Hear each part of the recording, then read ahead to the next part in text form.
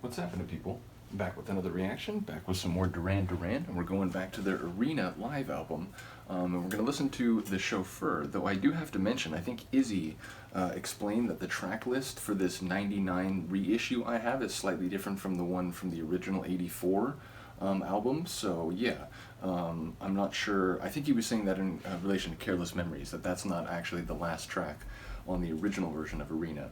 But we're here to listen to another tune, which, like Careless Memories, has become one of my absolute favorites. You could just end the sentence there, I would say, oh, of Duran Duran tunes or, you know, sort of synth pop tunes, but it really just shot straight up into my pantheon of tunes that, you know, are just on that elite level that you can listen to endlessly. So I've only been listening to it for a couple weeks, but I really do love The Chauffeur.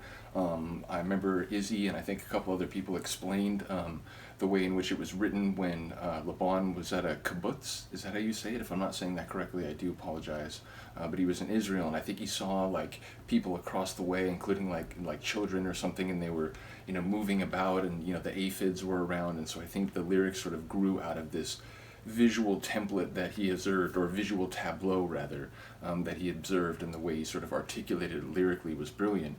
But what I absolutely loved about the tune is this mixture of dark, unsettling sonics with a sort of brightness. I think I said at the time it sounded like a demented carnival or something to that effect. It really blended the sort of dark and unsettling with the bright and inviting, so I love that sort of contrast and tension of the tune.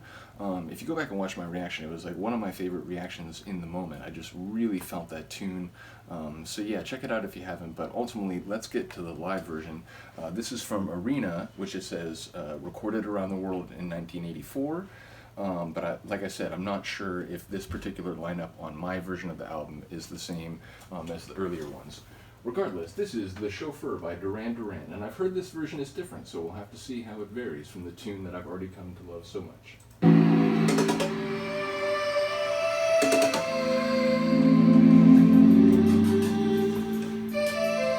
Definitely a different intro, but you can feel that percussive rhythm rolling in.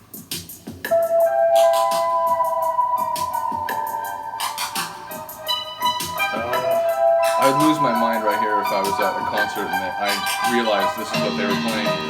Oh, hey. Piano, like, played forte, really gives it an even darker turn. Out on the dark plains, the lights are moving. Oh, looking for a new place to shine. You sit beside me, snarling with his vocal support. Sweating teardrops glisten fresh in your side, and the sun drips down, bedding heavy behind the front of your dress on shadowy night. The jolting engine throats in time with your beating heart. The drone, just like an engine, which the engine throbs in time with your beating heart, and then it follows it with that sonic layer.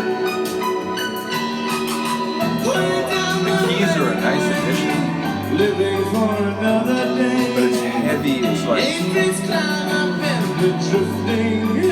troubled cognition. some seagull in the sky towards that hollow western line. My ended lady holds you fast in her gaze, and the sun drips down, bedding heavy behind the front of your dress all shadowy night. All shadowy like, I love that. Throbs in time with your beating heart, and the sun drips down, bedding heavy behind the front of your dress all shadowy night. The droning engine throbs in time with your beating heart. This part, like, destroyed my brain in the original. Sing, blue silver. Sing it, man.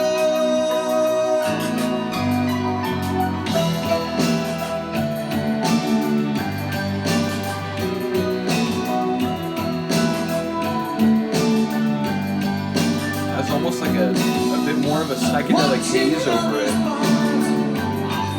Smiling,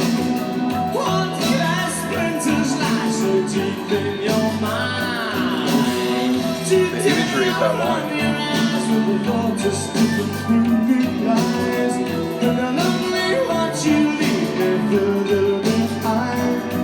And the sun droops down very heavy behind the front of your just all shadowy night. The droning engine throbs in time with your beating heart. And the sun droops down very heavy behind the front of your just all shadowy night. The droning engine throbs in time with your beating heart. It's a very similar sonic atmosphere, but it's a little different. It's a bit. The brightness has been turned down a little bit. Oh.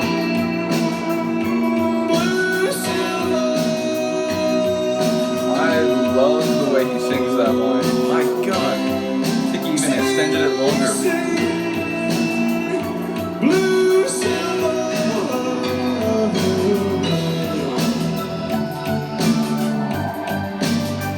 I think the special version on that like Rio double disc I have is called the Blue Silver edition or something. So is this version close to that articulation of the song? I think I remember someone saying that was an earlier version, so maybe it doesn't sound like this, because this is very close to the album version, but slightly different tone and like arrangement.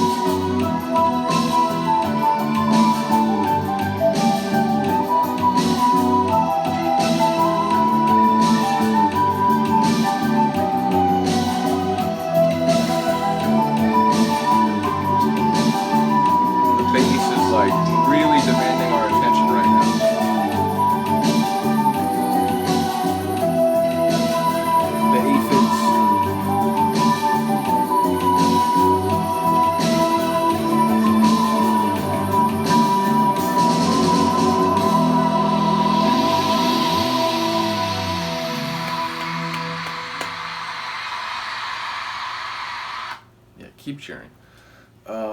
Yeah, it's amazing. As I said, it had a slightly different flavor. I sort of knew that going into it, but obviously, you know, that could take a number of different forms. So I really did enjoy that. It had a slightly darker feel, but it still captured that sort of tension and that contrast that I love about the original, or the studio version, I should say. Yeah, and that was really cool. There were a couple moments where Simon, I think, really pushed the vocals even a little bit farther. Absolutely loved that. And it's funny, you know, I listen to a lot of bands. There's a few that capture that, you know, the magic of their studio albums in live performance. A couple that maybe even can surpass it in live performances. But I'm really impressed by both the fidelity to the original sound, but also adding layers or extending it, or sort of, you know, rearranging it with a little more style. So I do like the way they sound in their live performances. Obviously, my experience with that is limited. I have checked a couple of the links that people have put in the comments. I've definitely watched a few of the live performances. I just watched, someone showed me, I think it was Johnny, someone showed me the performance, I think it's 06, like the astronaut tour, where it was Careless Memories, and it was different than the version here on Arena, but equally compelling and entertaining. So yeah, and as I mentioned in a, like more, not a reaction video, I did another video where I talked about the tech of this channel. I'm trying to upgrade. I'm trying to get to the point where I can react to YouTube videos and so on. But yeah, I have a couple people that are going to come check it out, see if they can, you know, help my setup. So I hope to be able to do that for the time being. I'm just going to keep making videos. Hopefully you're here for it. Let me know if you are. Other than that, thank you for listening and watching. I'll see you next time.